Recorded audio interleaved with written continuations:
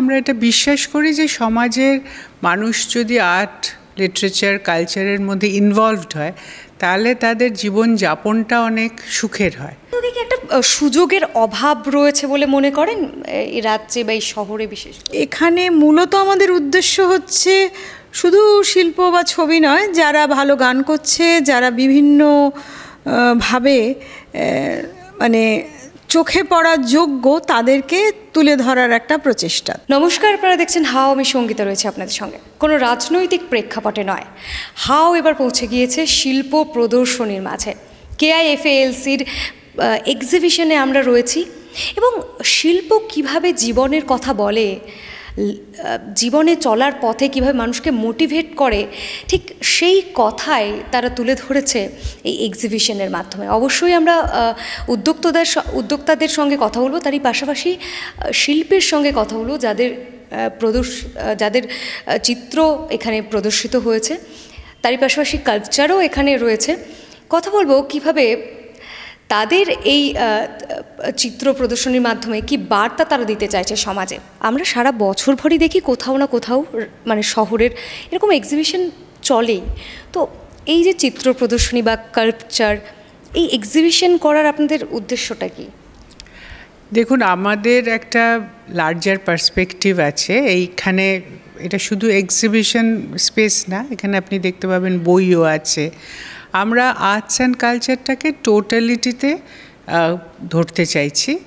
শুধু ধরতে চাইছি না, আমরা এটা বিশ্বাস করি যে সমাজের মানুষ যদি আর্ট লিটারেচার কালচারের মধ্যে ইনভলভড হয় তাহলে তাদের জীবনযাপনটা অনেক সুখের হয়। আপনার ধরুন সকালবেলা একটা ডিপ্রেশনের মতো হচ্ছে, তো আপনি আপনি হয়তো গান শুনবেন, বা আপনি হয়তো একটা বইয়ের পাতা উল্টাবেন, বা আপনার কাছে একটা ভালো ছবি আছে দেখবেন। এইগুলো যে মানুষকে যে সাটলভাবে একটা জীবনযাপনকে, দ্য ইজ অফ লিভিং যেটাকে বলে, সেটার দিকে এগিয়ে নিয়ে যায়। আমাদের উদ্দেশ্য হচ্ছে সেটাই, যে মানুষের মধ্যে এই আর্ট কালচার লিটারেচারের চর্চাটা বাড়ানো। চর্চা বাড়লে শুধু যে মানুষ জীবনটা সহজভাবে বাঁচতে পারে তা নয়, মানুষের ক্রিয়েটিভ এবিলিটিস বাড়ে। ক্রিয়েটিভ এবিলিটিস বাড়লে কিন্তু আপনি যে কাজটা করেন সেই কাজটারও আপনার মানটা উন্নত হবে। তো এই এক্সিবিশনটা করার উদ্দেশ্য সেটাই। দুটো আছে, একটা হচ্ছে যেটা বললাম লার্জার পার্সপেক্টিভ, আর একটা হচ্ছে আমরা এখানে মানে পুরনো শিল্পীদের সাথে সাথে অনেক নতুন শিল্পীকে জায়গা দিয়েছি। সেই নতুন শিল্পীরা একটা ইন্সপিরেশন পাবেন এবং অনেক লোক তাদের কাজ দেখতে পারবেন, এমনিতে যে কাজগুলো তারা দেখতে পান না সেইগুলো এইখানে আমরা এক্সিবিট করে, এবং ভবিষ্যতে আমাদের ইচ্ছে আছে যে একদম ইয়াং ট্যালেন্টসদের তুলে আনা, তাহলে তাদের একটা প্ল্যাটফর্ম দেয়া হয়। এই সবগুলো মিলেই আমাদের এই এক্সিবিশন। এবং একটা ছবি দেখার যে চোখ, সেটা আস্তে আস্তে বাড়ানো। এবং একটা ছবি দেখে আপনি হয়তো ভাববেন যে এই ছবিটাই বলছি, যে আপনি ভাবেন এটা কি, এই যে কি ভাবছেন এবং ছবির সঙ্গে সময় কাটাচ্ছেন, তার মানে আপনি ছবির সাথে একটা কমিউনিকেট করছেন। সেই কমিউনিকেশনের মাধ্যমে আপনার নিজের যে কমিউনিকেটিং এবিলিটিস, আপনার ক্রিয়েটিভ এবিলিটিস, সেগুলো সব বাড়ে আস্তে আস্তে। সরকারি কোনো সুযোগ সুবিধা বা কোনো সহায়তা মানে এই কাজ করার এখনো অবধি আমরা সেরকম সুযোগ পাইনি, কিন্তু আমাদের আসলে উদ্দেশ্য হচ্ছে একটা সেন্টার তৈরি করা। সেই সেন্টারে, যেটা কলকাতা শহরে নেই, এটা one of its kind centre হবে কলকাতায়, যেখানে আসলে আমরা সবাই ক্রিয়েটিভ মানুষ একসাথে এসে এই সেন্টারটা তৈরি করতে চাইছি, যেখানে আর্ট গ্যালারি থাকবে, মিউজিয়াম থাকবে, লাইব্রেরি থাকবে, ওয়ার্কশপ স্পেস থাকবে, গেস্ট রুমস থাকবে, যাতে বিদেশ থেকে লোকে এসে এখানে ইন্টারঅ্যাক্ট করতে পারে এখানকার শিল্পীদের সাথে। মানে আমরা একটা মাল্টিডিসিপ্লিনারি আর্ট সেন্টার করার চেষ্টা করছি। সেই জন্য আমরা সরকারের কাছে অ্যাপিল করব যে আমাদের এই সেন্টারটা করার জন্য আমাদের একটা মানে জমি দেওয়া হয়েছে, সেই জমিটা যাতে আমাদের দিয়ে দেওয়া হয়। আমাদের একটা লিজের জমি দেওয়া হয়েছিল, সেটাকে যাতে আমরা পেয়ে আমরা সেখানে একটা সেন্টার করতে পারি। তার জন্য যে ফান্ডস দরকার হবে সেগুলো আমরা তুলব। ইনফ্যাক্ট এই আর্ট এক্সিবিশন করে আমরা যদি কিছু ছবি বিক্রি করতে পারি তাহলে আমাদের কিছু ফান্ডস রেজ হয়। এইসব কাজ তো আমাদের মানে নিজের খরচায় আপাতত আমরা করছি।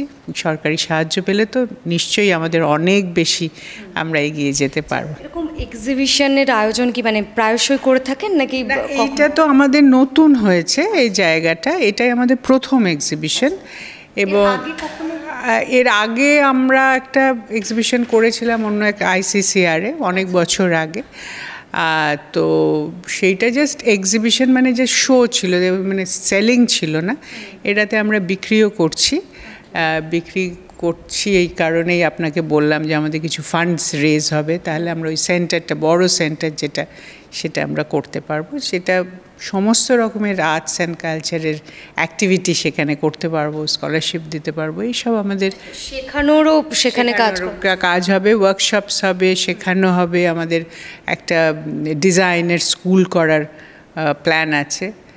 তো আমাদের স্বাদ অনেক আছে, এখন অবধি সাধ্য নেই। আশা করছি যে আমাদের সরকারও সাহায্য করবেন, অন্যান্য প্রাইভেট স্পন্সর্স আমরা পাবো। তো আপনাদের মাধ্যমে আমরা সবার কাছে এটাই বলতে চাই যে আমাদের আসুন, আমাদের এখানে আমাদের সামিল হন আপনারা। কিছু সিনিয়র আর্টিস্ট, কিছু জুনিয়র আর্টিস্ট যারা ভালো কাজ করছে তাদের সকলকে নিয়ে এটা করা হয়েছে। আর এই সেন্টারটার তো একটু ভিন্ন চরিত্র রয়েছে। এখানে মূলত আমাদের উদ্দেশ্য হচ্ছে শুধু শিল্প বা ছবি নয়, যারা ভালো গান করছে, যারা বিভিন্ন ভাবে মানে চোখে পড়ার যোগ্য, তাদেরকে তুলে ধরার একটা প্রচেষ্টা। তো এটা আমাদের প্রথম এক্সিবিশন। এরকম এক্সিবিশন হতেই থাকবে। এখানে হয়তো অনেকের ছবি নেই, কিন্তু আমরা সজাগ থাকি, প্রত্যেকটা এক্সিবিশন দেখে যেখানে যার ছবি ভালো লাগে ওই ঘরটাতে, ওই সেকশনটাতে গেলে বোঝা যাবে যে অনেক ইয়াং আর্টিস্টদেরকে আমরা শোকেস করেছি। আমাদের উদ্দেশ্য হচ্ছে যে ভালো ছবিকে তুলে ধরা, ছবি বেচা কেনা নয়। ছবির তো এখন একটা বেচা কেনার ব্যাপার হয়েছে, যে ছবিতে ইনভেস্টমেন্টের মতো হয়েছে, যে ছবি পরে বিক্রি করলে টাকা পাওয়া যাবে এমন ছবি মানুষ কেনে। ইন্টারনেটের যুগে তো অনেক ইজিলি অ্যাভেলেবেল হয়ে গিয়েছে এই বিষয়টা। হয়েছে খানিকটা। আরেকটা জিনিস হচ্ছে কি, কিছু বায়ার তৈরি করা, ইয়াঙ্গার বায়ার তৈরি করা, যারা ছবিটাকে ভালোবেসে কিনবে। ছবিটা পরে কি দাম হতে পারে সেইটা না ভেবে, ছবিটার একটা গুণগত ব্যাপার থাকে, তো সেইটার দিকে তাকিয়ে নিজের ভালো লাগার থেকে কিনবে। এইটাকে মাথায় রেখে আমাদের এই এক্সিবিশনটা করা। শিল্প সত্তাকে গুরুত্ব দিয়ে। অ্যাবসলিউটলি শিল্প সত্তাটাকে, ভালো ছবি, এটার মধ্যে অনেক কিছু আছে। মানুষকে ছবি দেখতে শেখানো, সবসময় যে একজন শিল্পী যার ধরো অকশনে অনেক নাম হয়েছে তার ছবি যে সব থেকে ভালো, এ কথা তো সত্য নয়। ভালো ছবি হাজারো শিল্পী আঁকে। বিশেষ করে আমি 32 বছর গভর্নমেন্ট আর্ট কলেজে পড়িয়েছি, সুতরাং আমার হাত থেকে অসংখ্য ছেলে মেয়ে বেরিয়েছে, যারা এই শিল্পী বেরিয়েছে, যারা এই মুহূর্তে যথেষ্ট ভালো কাজ করছে। সুতরাং তাদেরকে আবার একটা সুযোগের অভাব রয়েছে বলে মনে করেন এই রাজ্যে বা এই শহরে? বিশেষ করে একটু তো সুযোগের অভাব রয়েছে, কারণ প্রত্যেকটা গ্যালারি চায় এমন ছবি রাখবো যেগুলো সঙ্গে সঙ্গে বিক্রি হয়ে যাবে, খুব নামি শিল্পীর ছবি রাখবো। হ্যাঁ, যেখানে যাদের শিল্পগত মানে গুণগত একটা কি বলবো যে উৎকর্ষ রয়েছে, সেই দিকে নজর অনেক সময় অনেকে দেন না, বিক্রির দিকে নজরটা বেশি দেন। সুতরাং সেক্ষেত্রে যারা সত্যি সত্যি মন দিয়ে ছবি আঁকছে, যাদের একটা সময় ছিল, আমরা যখন বড় হচ্ছি কলেজ থেকে বেরিয়ে, তখন ছবি টবি বিক্রি হতো না, তখন আমাদের তাই জন্য হতাশার কোনো কারণও ছিল না। একটা ছবি কারোর বিক্রি হলে অনেক কিছু পাওয়া হয়ে যেত। কিন্তু এই সময় তো ছবি বিক্রি হয়, মানুষের তো বোধগুলো একটু পরিবর্তন হয়েছে। এখন তো মানুষ একটা ভালো ফ্ল্যাট করলে ছবি একটা কিনে টাঙাতে চায়। তো আমরা সেই বায়ারদেরকে অ্যাপ্রোচ করতে চাই যে এই ছবিটা দেখো, এই ছেলেটি বা মেয়েটি খুব ভালো ছবি আঁকছে, তোমার ঘরে ভালোবেসে নিয়ে যাও। এটাই হচ্ছে উদ্দেশ্য আমাদের। যারা প্রতিষ্ঠিত তাদেরকে নিয়ে কাজ না করা, কিন্তু যারা উঠে আসছে তাদেরকে প্ল্যাটফর্ম দেওয়া, একটা সুযোগ করে দেওয়া। হ্যাঁ, ওটা একটুখানি ঔদ্ধত্য মনে হয়, সুযোগ করে দেওয়ার আমরা কে, কিন্তু তাদের যদি আমরা তুলে ধরতে পারি আর মানুষের মধ্যে সেই চেতনা জাগাতে পারি, তাহলে হয়তো মানুষ ভালোবেসে তাদের ছবি নিয়ে যাবে। রয়েছে KIFALCর এক্সিবিশনে, এবং আমাদের সঙ্গে একজনকে পেয়ে গিয়েছি যিনি শিল্পী মানুষ, অর্জুন ভট্টাচার্য তার নাম। আপনার এই শিল্পকলার সামনেই দেখাও যাচ্ছে, ঠিক কী বার্তা দিতে চেয়েছেন? আমরা জানি প্রত্যেকটা শিল্প একটা মেসেজ দেয় সোসাইটিকে, ঠিক কী মেসেজ দিতে চেয়েছেন? দেখুন, এইটা আমি বেসিক্যালি কনসেপচুয়াল জায়গা থেকে ইন্ডিয়ান মাইথোলজির 10 অবতার ফরম্যাটটাকে রেখে কাজ করেছি, কিন্তু বেসিক্যালি 10 অবতার ফরম্যাটটা আমার বিষয়বস্তু কিন্তু নয় এখানে। তার কারণ হচ্ছে এই 10 অবতারের পরেও একটা অবতার থাকে যেটা কল্কি। সেই কল্কি অবতারটাকেই নিয়ে বেসিক্যালি এটাতে কাজ, সেই জন্য আমি waiting for the last defender বলে নাম দিয়েছি। কারণ আমাদের এই 10 অবতারগুলো এক একটা সময় জেনেছি যে প্রত্যেকটা সময় এক একটা অবতারের জন্ম হয়, সেখান থেকে মানুষ তার নতুন রাস্তা খুঁজে পায় এবং দুরবস্থা থেকে তার শুভ অবস্থা জায়গায় সে উত্তরিত হয়। কিন্তু আমাদের প্রত্যেকের মধ্যেই একটা যে কোইভাবে হোক একটা আমাদের এই যেমন যেটা বলি আমরা 10 অবতারের সৃষ্টিটাও কিন্তু একটা রাজনৈতিক এবং ভৌগোলিক অবস্থান থেকে হয়েছে। এটা হঠাৎ করে এটা 10টা ঠাকুর দাঁড় করে দিলাম, 5টা হাত দেউল করে দিলাম তা নয়, কিন্তু প্রত্যেকটা মানে মূর্তি রচনার সঙ্গে এবং তার অবয়ব রচনার সঙ্গে একটা ভৌগোলিক, রাজনৈতিক এবং হিস্টোরিক যোগাযোগ আছে। আর এইটাই কিন্তু আমরা খুব 10 অবতার হয়তো ঠাকুর সেটা ভেবে দেখি না। 10 অবতারের ঠাকুরের হওয়ার পিছনে পরপর যে অবস্থানগুলো হয়েছে, তার কেন অবস্থান হয়েছে, তার ভৌগোলিক অবস্থান কি এবং তার মানে কিভাবে আসছে তার ফর্মগুলো, সেইগুলো নিয়ে আমরা ভাবি না। আমাদের এখনকার রাজনৈতিক অবস্থার দিকে তাকিয়ে প্রত্যেকেই মনে করে যে এখন যা কন্ডিশন হয়েছে তার থেকে উত্তরণের পথ কী। তাই একজন তো বাকি আছে, একজনের প্রতি তো নজরটা থাকা উচিত। তো এখনও পর্যন্ত যেহেতু উনি আসেননি, তো সেই হিসেবে এসে এরা এসছেন কিন্তু ইনি আসেননি, সেই হিসেবে waiting for the last defender হিসেবে এটার নাম দেওয়া হয়েছে।